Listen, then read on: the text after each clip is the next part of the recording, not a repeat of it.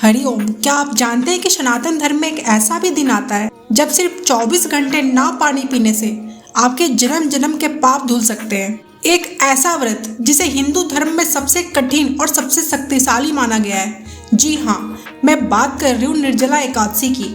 अगर आप साल भर में कोई भी एकादशी नहीं कर पाते तो शास्त्रों के अनुसार सिर्फ इस एक एकादशी का व्रत रखने से आपको साल की सभी 24 एकादशियों का पुण्य फल मिल जाता है। तो आइए जानते हैं पूजा का सही मुहूर्त क्या है और व्रत किस दिन रखना है। यह जानना आपके लिए बेहद जरूरी है। वीडियो को अंत तक जरूर देखिएगा क्योंकि आज मैं आपको एक ऐसा गुप्त ज्योतिष उपाय बताऊंगी जिससे कुंडली का भयंकर से भयंकर पितृदोष और सूर्य दोष हमेशा के लिए खत्म हो जाएगा।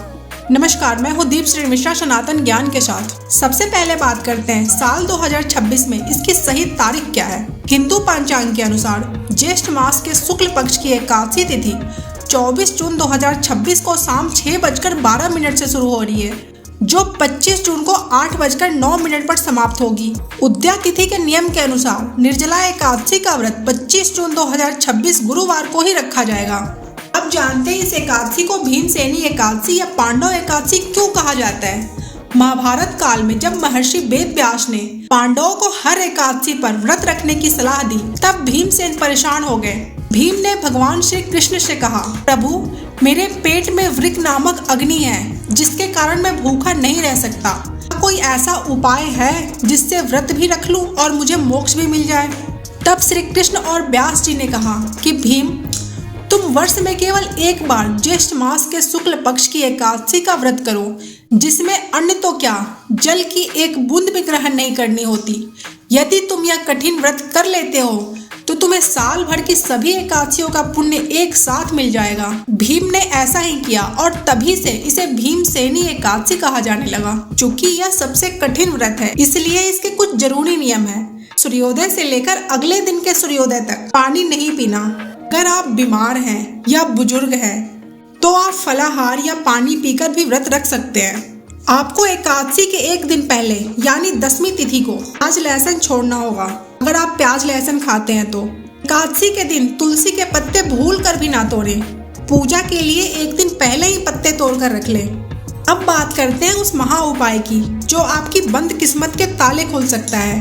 25 जून को गुरुवार का दिन है, जो भगवान विष्णु का ही दिन माना जाता है। पितृदोष शांति के लिए ज्येष्ठ मास की इस भीषण गर्मी में राहगीरों को ठंडा पानी पिलाइए, मीठे शरबत का स्टॉल लगवाइए या किसी मंदिर में मिट्टी का घड़ा, पंखा, छाता या खरबूजा दान करें। जब तपते हुए लोगों की आत्मा तृप्त होती है तो आपके पूर्वज यानी पितृ सीधे स्वर्ग से आपको आशीर्वाद देते हैं। इससे कुंडली का पितृदोष तुरंत समाप्त होता है। धन वृद्धि के लिए इलायची का गुप्त उपाय।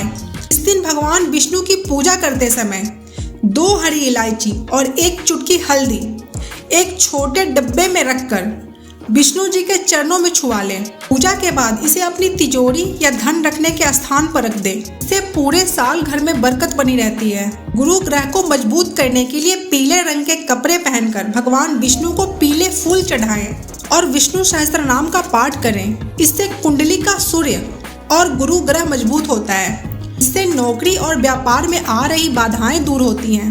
याद रखिए, एकादशी व्रत का पूरा फल तभी मिलता है जब आप सही समय पर पारण करें। इस व्रत का पारण 26 जून 2026 शुक्रवार को सुबह 5:25 से सुबह 8:13 के बीच किया जाएगा। सबसे पहले भगवान विष्णु को भोग लगाएं, ब्राह्मण या जरूरतमंद को दान दें और फिर तुलसी जल पीकर अपना व्रत खोलें। अगर आपको यह जानकारी अच्छी लगी हो तो वीडियो को लाइक करें, कमेंट में जय लक्ष्मी नारायण लिखना ना भूलें। ऐसी ही सनातन और ज्योतिष से जुड़ी जानकारी के लिए चैनल को आज ही सब्सक्राइब करें। श्री हरि विष्णु। मैं हूँ दीप श्री मिश्रा सनातन ज्ञान के साथ।